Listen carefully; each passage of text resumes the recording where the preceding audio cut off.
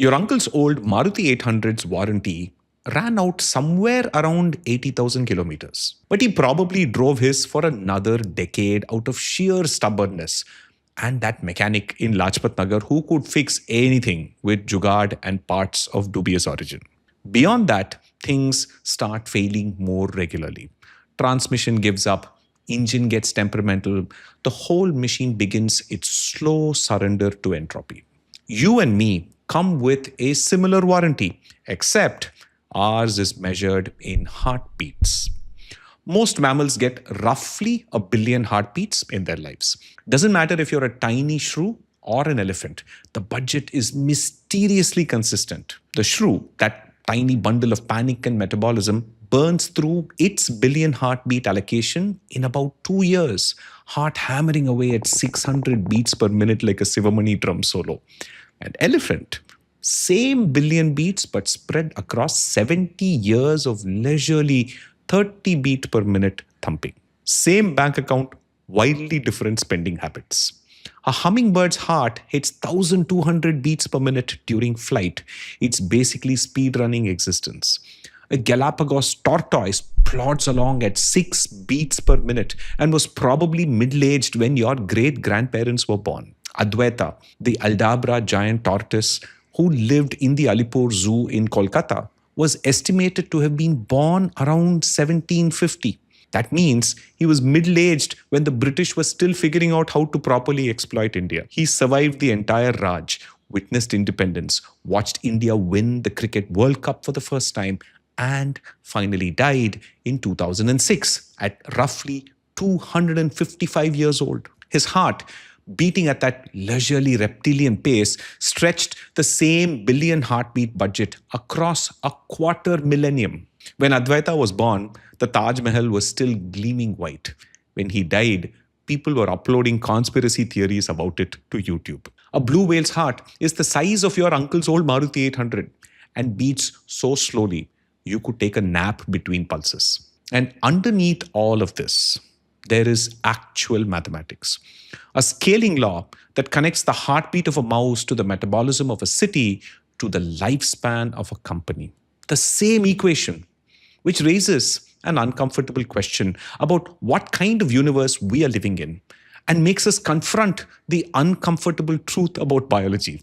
It's just physics wearing a meat costume. In 1932, a Swiss-American biologist named Max Kleiber was puzzling over something that should have been straightforward. How much food does an animal need based on its size? This wasn't some abstract philosophy. Kleiber was working at the University of California's Agricultural Experiment Station, and the question had very practical stakes. Farmers needed to know how much feed to give their livestock. Overfeed them and you're burning money. Underfeed them and you're burning animals. The dairy industry, the beef industry, the entire economic machinery of turning grass into protein needed a reliable formula. The obvious answer, metabolic rate, scales with body mass. Double the animal, double the food. Simple. Except that's not what the data showed. Not even close. But here's where it gets really strange. What Kleiber discovered was that metabolic rate scales to the 3/4 power of body mass, not linearly, not even to the 2/3 power that thermodynamics would predict. And this pattern appears across virtually every living thing from bacteria to blue whales, spanning 27 orders of magnitude. It's like discovering that all buildings, regardless of architectural style, share some hidden geometric constant. But let's answer a basic question. Why did mathematicians expect it to be 2/3? Because of how heat works. Think of your body as a biological engine that's constantly burning fuel to stay alive. Like any engine, this produces heat as a byproduct. And that heat needs somewhere to go, or you'll cook yourself from the inside. The way you dump this excess heat is through your skin, your body's radiator. The problem is, heat escapes through your surface, but heat is generated by your entire volume. And surface does not keep up with volume as things get bigger. Let's understand this intuitively. Take a 1 centimeter cube. It has 6 square centimeters of surface for every cubic centimeter of volume, a 6:1 ratio. Scale that cube to 10 centimeters, and the ratio drops to 0.6 is to 1. The same tenfold increase in size has shifted the surface to volume ratio by a factor of 10.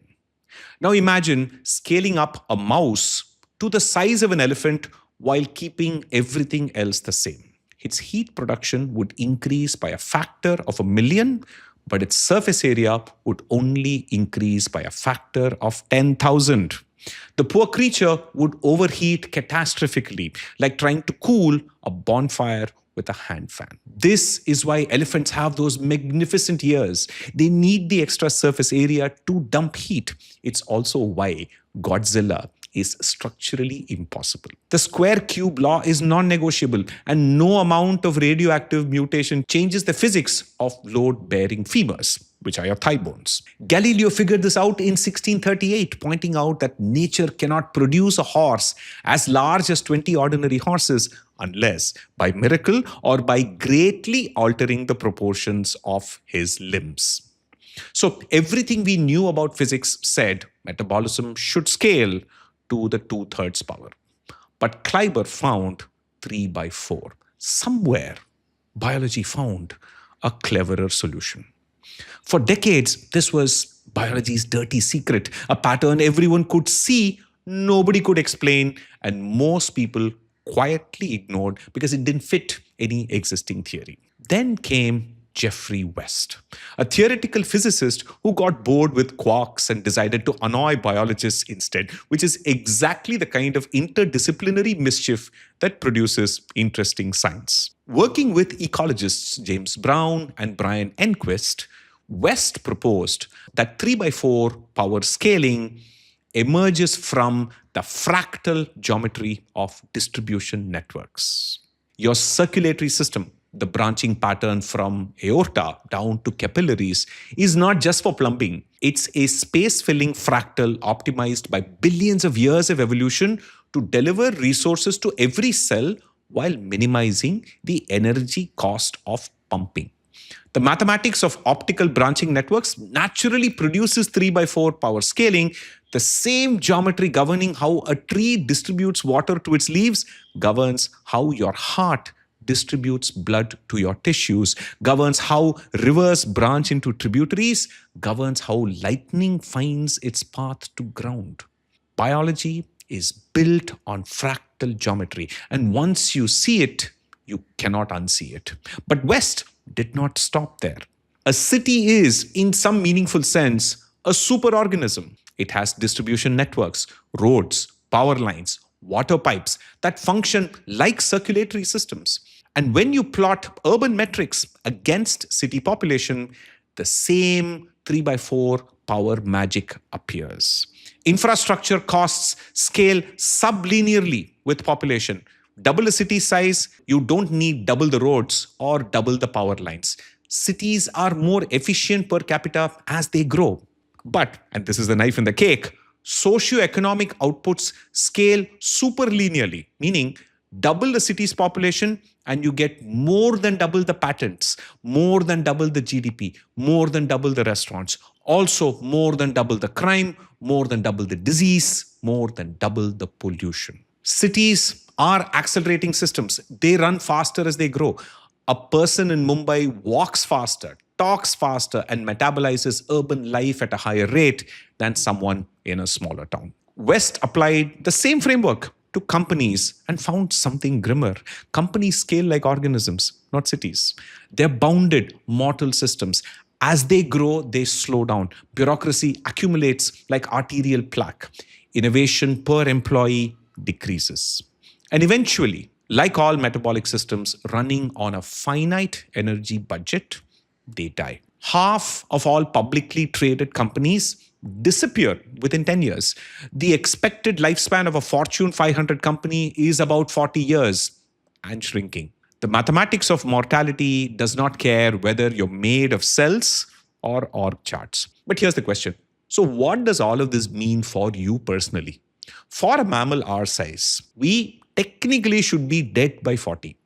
Our closest genetic relative, the chimpanzee, weighs about the same, has a similar resting heart rate, and burns through their billion heartbeat budget in 30 to 40 years. But we have somehow negotiated a 2 to 3x extension. The chimpanzee comparison is particularly interesting. We share 98.8% of our DNA with chimps, similar cardiovascular architecture, nearly identical metabolic machinery. Yet, we have doubled, even tripled our heartbeat budget through what amounts to environmental hacking. Cooking food, pre-digestion that frees up metabolic energy, sanitation, not constantly fighting infections, medicine, patching the leaky boat, and perhaps most importantly, not being constantly stressed about predators sneaking up on you. That last bit matters more than you think.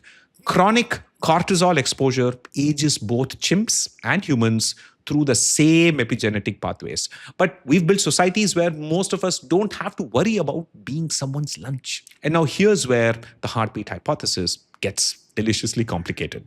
Women have resting heart rates about 8 to 10 beats per minute higher than men. By crude heartbeat math, women should burn through their allocation faster.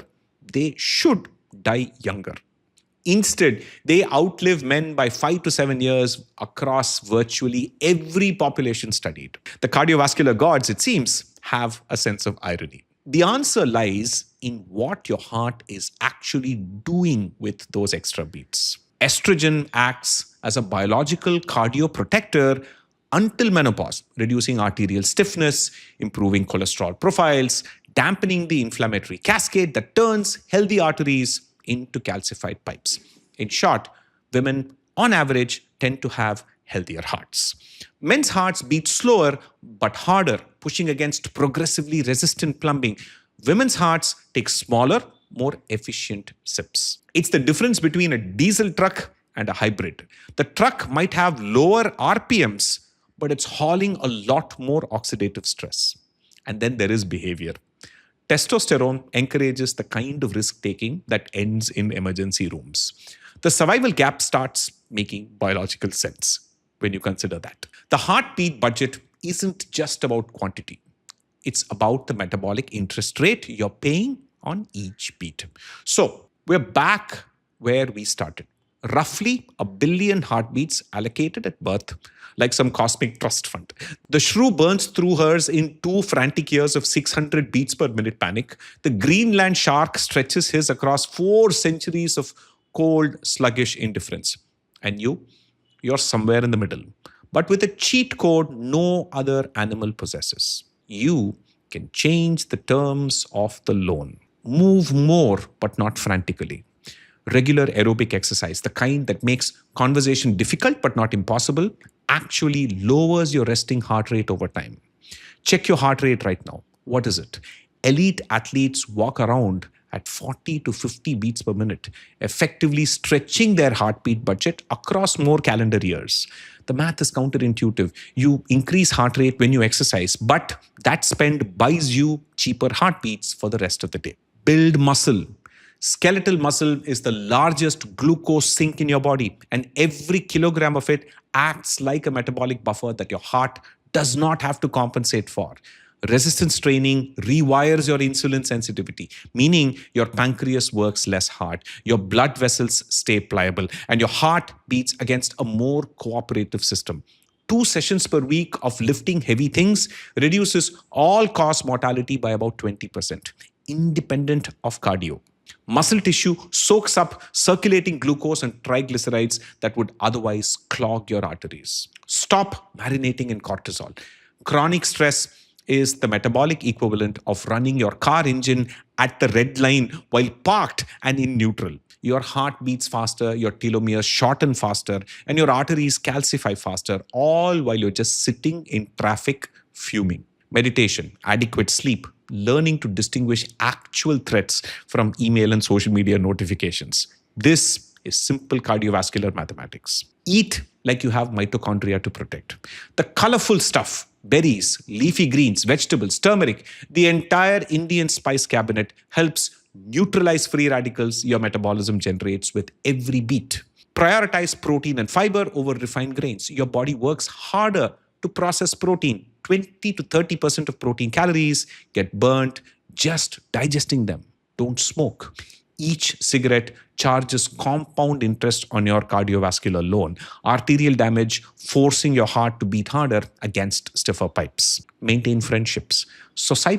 Social isolation increases cardiovascular mortality risk by roughly 30%, comparable to smoking 15 cigarettes daily. Loneliness is a legitimate hemodynamic stressor. The heart, both metaphorically and literally, needs company. Skip the alcohol.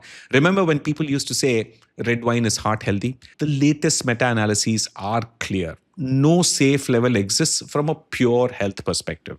Alcohol elevates resting heart rate, disrupts sleep, and over time enlarges your heart in ways cardiologists find distinctly unromantic.